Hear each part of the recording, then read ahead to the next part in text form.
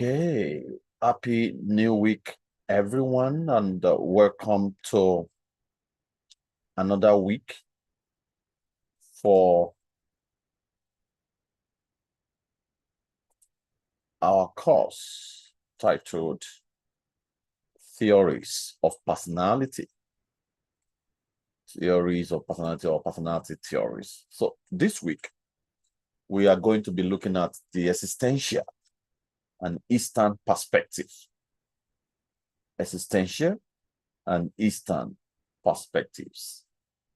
The major theme we are going to be considering under this meaning, culture, and human experience. Meaning, culture, and the human experience. So we are going to be exploring how human being searches for meaning through existential psychology and Eastern philosophical traditions. Why existential approach or approaches focus on individual freedom, responsibility, and the anxiety of existence. Eastern perspectives emphasize harmony. It emphasizes balance and transcendence of the self. So together they offer contemporary or complementary insights into how meaning is constructed across culture. Drawing from schools, our textbook, chapter 11. So the aim is to help you synthesize these perspectives into modern psychological and therapeutic framework. You may not need this so much, except for those among you who will be doing psychological work after your PhD or master's program. Otherwise, you may not need this so much. But for somebody like me, which psychology is a major for me, so all these are part of what I deal with every day. I use all these way of understanding personality. I use them every day here. So let's look at existential approaches to meaning. When we talk about meaning, let me quickly explain what that means to you. You know, your understanding of a particular construct or concept. What does it mean to you? How do you interpret it? That is meaning. What sense are you making out of that situation or whatever? That's meaning. So existential approaches to meaning. Now, existential psychology is rooted in the idea that humans are free, self-aware beings. The human being are self-aware beings who must, create meaning in a world that does not inherently provide it. They believe that the world won't give you meaning. It is your duty to make meaning out of every situation through the power of free and self-aware being, who you are. So you must be able to make sense of every situation around your life by your level of awareness. So under existential approaches to meaning, we'll be looking at freedom and responsibility. That is to say, individuals are responsible for their choices and the direction of their lives. That's one of the key, themes we're going to be looking at. Individual, you are responsible, for your choice, your choices you make, and the direction your life goes. Another one is meaning making. Life has no predetermined meaning. Meaning must be created. That is another concept of existential approaches to meaning. That is, it's your duty to, put meaning into anything you are going through. There's no existing meaning somewhere else. So it is your duty to create meaning, to meaning making, to make meaning out of your experiences, whatever you are going through.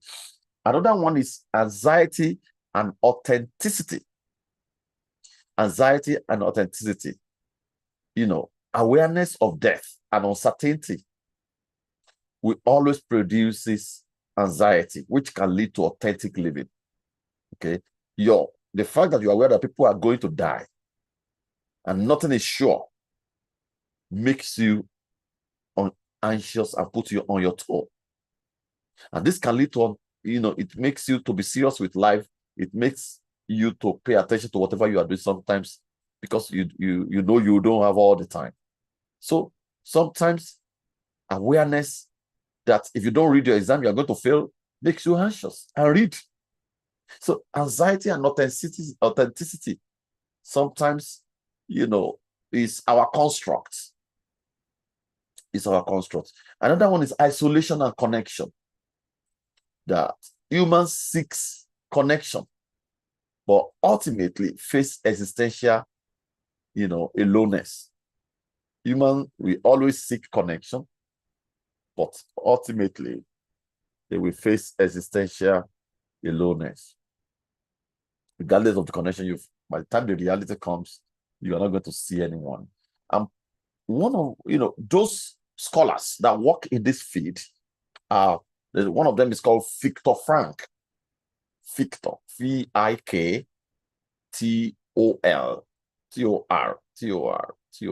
Viktor, Viktor Frankl. That Frank is Frank. Then Frank has L at the back of it. Frank, Frankl. That Frank has L. So you can read more about Viktor Frankl. He was the one that laid so much emphasis on logotherapy. He laid emphasis on logotherapy, the search for meaning, even in suffering. The search for you are searching for meaning in suffering. Another one is Rollo May. Rollo, Rollo, May, May. Rollo May. And Rollo May also focus on anxiety, courage, and creativity.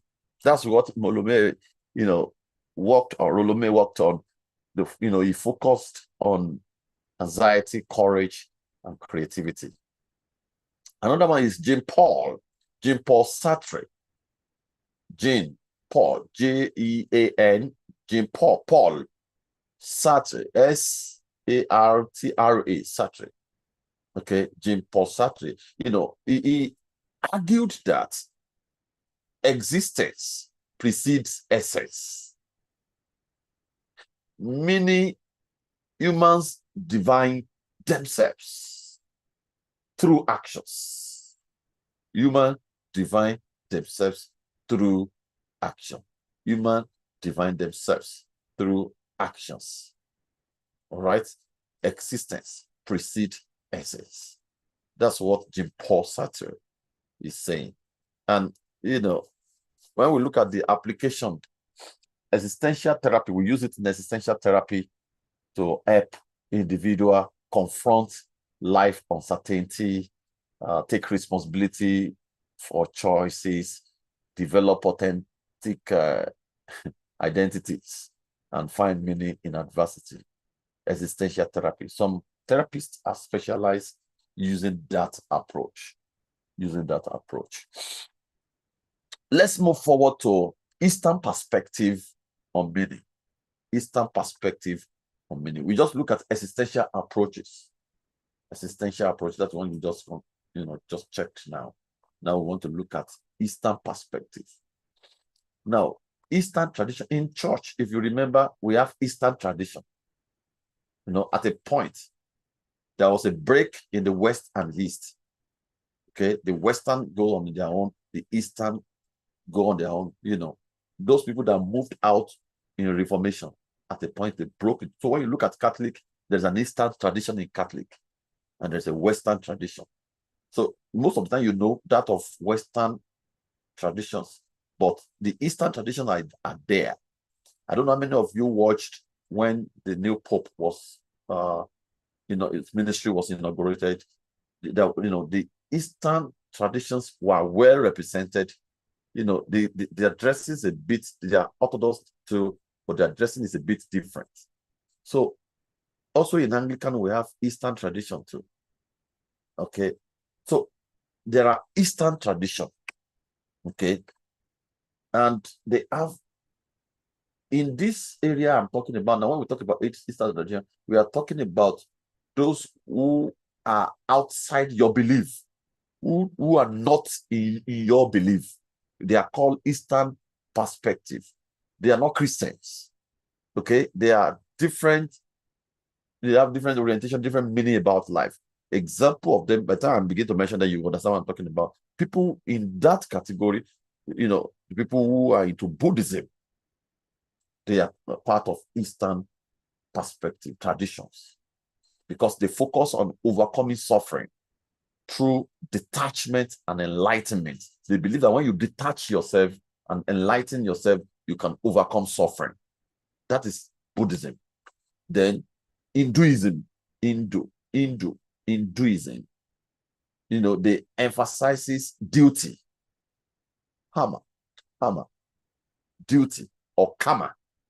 So when you hear the word karma, K-A-R-M-A, karma, action, or moksha, M-O-K-S-H-A, moksha. That's liberation. That's Hinduism for you. Duty, action, and liberation. That's Hinduism. That is one also of the key traditions. Taoism. In my first degree, I did religion. In my first degree, it's a religious studies, but I did a lot of religions to study of other religions as part of my. Anybody who attended University of Ilorin, we experience, we do more. You will not just do religious studies, you will do more work in understanding other religion, which helps us to be, a bit broad-minded about other traditions. So some of these things, we studied them in my undergraduate there. Taoism, they advocating for living in harmony with Tao. Tao means natural way. you are living in harmony, in peace with Tao, which is the natural way. What are the core concepts? The core concept of Eastern perspective on meaning, they call it anatta, A-N-A-T-T-A, and that is non-self. The self is not fixed, but constantly changing. The self is not fixed, but constantly changing. Another core concept is mindfulness and awareness. Being present in the moment will help you to reduce suffering. We use a lot of that in therapy. Mindfulness, awareness. They are, these traditions are the one that introduced yoga, breathing, this meditation, guided meditation, and all that. They are the one that it came from them. Mindfulness and awareness. That when you are present in a moment, it helps you to overcome or reduce your suffering. Balance and harmony. That's another core concept. Balance and harmony, meaning that you get meaning from alignment with the universe. Alignment with the universe. And what I'm telling you now, for those who practice them, it's working for them. They are getting so much from them. In fact, their yoga, their guided meditation is highly recommended to people, to our clients. We recommend it so that people can ground themselves and connect with themselves and, experience alignment with the world. And also, they also talk about detachment. Detachment is another core concept. Detachment. Letting go of excessive desire will lead to peace. When you let go of excessive desire, it leads to peace. Eastern approaches contribute to mindfulness-based therapies. I just explained that to you. Mindfulness-based therapies, or stress reduction technique. If you want to reduce technique, we use some of these concept a lot. And of course, an holistic approach, approaches to mental health, make use of the Eastern tradition here in Canada. Maybe because we have a lot of people migrating, from different parts of the world, especially where they are practicing some of this religion. Maybe that's why we make use of that here. There are a lot of differences between existential perspective and Eastern perspective. Let me quickly give you a summary of it. Existential perspective focus on individual self, while Eastern emphasize on interconnectedness. Existential approach, is of the opinion that meaning is created, while Eastern perspective believe that meaning is discovered through harmony. You discover it through harmony. Existential perspective is of the opinion that anxiety is central, while Eastern perspective believe that peace and detachment are central. You need to detach, and our peace is central. And existential emphasizes freedom, while Eastern perspective emphasizes on balance and acceptance. So despite the differences, both perspectives address suffering, seek deeper meaning, and encourage self-awareness. That's unifier between the two perspectives. Let's look at cross-cultural perspective. Now, cross-cultural psychology highlights that meaning is shaped by cultural context. Okay, we have Western culture, where we have now in North America is categorized as West, and the culture there is individualistic. It is just you, me, and myself alone. I'm not responsible to any other person or family member. I'm just myself, individual, the autonomy of an individual. And if I will use that in therapy, we recognize that concept, that we recognize the autonomy of an individual, individualistic. We emphasize personal achievement and autonomy, aligned with existential theme. But in the Eastern culture, they deal with a lot of collectivist culture. They emphasize community, harmony, interdependence, align with Eastern philosophies. So in modern psychology, it recognizes that neither perspective is complete on its own. Whether individualistic culture and collectivist culture, none of them is independent on their own. Cultural sensitivity is essential in understanding human behavior and meaning they are making. And that is the point we are making on that cross-cultural perspective, that your culture will determine the meaning you give to anything in your life. So that's why when you see people interpreting so many things today, there is a reflection of their background, their cultural perspective in their interpretation of whatever they are going through. That is why it is difficult for us to impose what you are on other people, because they may be coming from different background that is different from you. Let me give you an example. Some culture believe that you don't show emotion. You must not show your emotion. You keep it to yourself. Some culture believe that women must not express themselves. Keep it to yourself. Okay, so if you are coming from a cultural background where everybody is allowed to express themselves, for example, in the West, you have to, there's nothing bad in you expressing your feelings. Let me give an example. In the Eastern, which is collectivist, you can express your feelings. You can, tell people sorry, I'm beginning to mix it together now. In the West here, you can express your feeling and tell people what you want, how you feel about anything. But in the Eastern philosophies, it's not allowed. It's not allowed. Let's look at how to synthesize, into modern contemporary paradigm. How do we, let's synthesize. Now, contemporary psychology integrates existential and Eastern ideas together. So if you want to synthesize them, you bring the two ideas together. So we call it humanistic existential, therapy. That's what we call it in therapy.